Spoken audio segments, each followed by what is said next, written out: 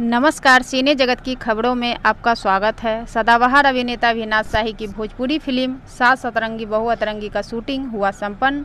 इस फिल्म की शूटिंग पिछले कई दिनों से जौनपुर उत्तर प्रदेश में की जा रही थी। SRF पिक्चर व प्रोडक्शन LLP प्रेजेंट के बैनर तले बन रही फिल्म सात सतरंगी बहु अतरंगी के निर्माता संतोष गुप्ता व राजकुमार गुप्ता।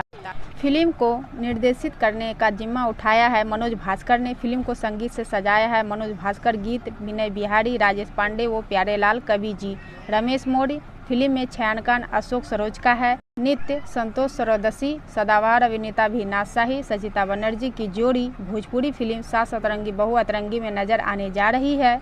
इस फिल्म के मुख्य भूमिका में सदाबहार अभिनेता अविनाश शाही, सचिता बनर्जी, मनोज टाइगर, विनोद मिश्रा, रिंकू जी, जे नीलम, संजय राव, विद्या सिंह, CP भट्ट, संजय वर्मा, साधना सरगम, मधु वर्मा, बबलू यादव, रमजान खान, विनय बिहारी, बंधु खन्ना, अभय राय व अन्य कलाकार नजर आएंगे।